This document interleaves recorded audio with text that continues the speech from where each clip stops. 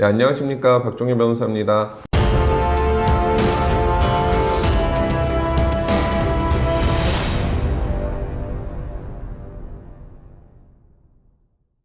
민식이법, 윤창호법 한참 몇 년 사이에 이 피해자의 이름을 딴 법안들이 굉장히 많이 만들어졌는데요. 그중 민식이법에 대해서 좀 말씀드려보려고 합니다. 이 사건에 대해서는 많은 분들이 아시겠지만 어린 학생이 스쿨존에서 지나가는 차량에 치여서 그 자리에서 이제 사망하게 된 사건이고, 이 사건을 계기로 이 스쿨존, 즉 어린이 보호구역에서 속도를 더욱 줄여야 되고 운전자는 노약자나 어린이들이 나오는 거에 대해서 더욱 주의를 해야 된다는 이런 법안인데, 이 민식이법이 시행됐을 때 크게 이제 두 가지 점이 바뀌게 되었었는데요. 주변에 운전하시는 분들은 잘 아실 거예요. 초등학교, 중학교 있으면 어떻게 돼요? 한 8차선, 10차선 도로도 30km로 속도 제한 구역이 설정되었죠. 그리고 두 번째는 어린이 보호구역에서 어린이를 이제 부상하게 하거나 사망하게 한 경우 굉장히 높은 수준의 처벌이 되도록 하고 있습니다. 보통 이제 교통사고는 살인 사건이랑 좀 달라요. 우리가 누구를 죽여야겠다 생각하고 사람을 고의적으로 죽이면 이걸 살인죄라고 하잖아요. 그러나 운전하면서 내가 차를 이용해서 저 사람을 죽여야지 하면 그건 당연히 살인죄가 되겠죠. 그러나 우리가 보통은 한눈을 판다거나 아니면은 과속을 하다거나 사람을 사망하게 이르면은 이때는 과실이라는 게 붙지 않습니까? 과실치사죄, 과실치상죄, 이렇게 살인죄와 업무상 과실치사죄는 형량 차이가 굉장히 크단 말이에요.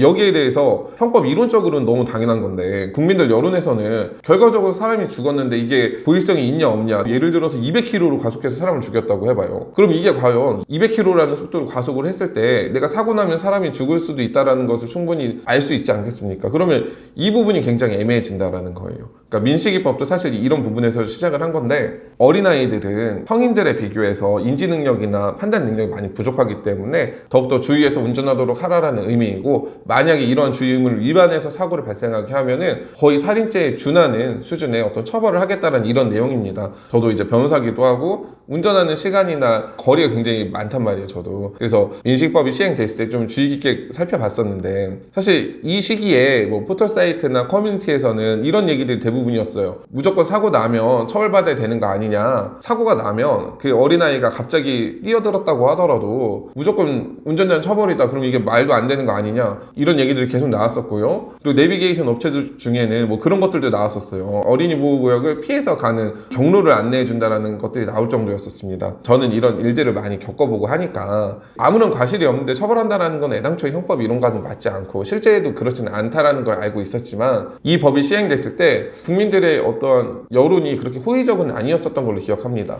그런데 이 민식이법이 시행된 지 한 만 2년 정도가 됐는데 최근 들어서 민식이법 놀이가 유행하고 있다라는 이런 얘기도 들립니다. 제가 확인한 블랙박스 중에도 어린아이가 이 주차되어 있는 차량에 숨어 있다가 어린이 보호구역에서 차량이 지나가는 걸 보고 갑자기 달려들었던 장면들을 여러 번 저도 본 적이 있어요. 이런 사건들도 무조건 내가 다 처벌받아야 되느냐라는 게 운전자 입장에서 굉장히 걱정이 될 수밖에 없습니다. 그리고 이게 어린아이가 만약에 큰 사고를 입게 되면 단순히 벌금형에서 끝나지 않잖아요. 집행유예, 크게는 징역까지 가게 되는데, 나는 열심히 성실하게 일하고 잘 사회생활을 했었는데 갑자기 이렇게 나를 악용하려고 하는 어린아이 때문에 내가 직장도 잃게 되고 징역도 가게 되는 상황이 올 수 있다는 점 때문에 논란이 굉장히 많았었습니다. 자, 그런데 이런 사고들이 실제 재판에 가게 되면 법원에서까지 유죄가 무조건 나올까요?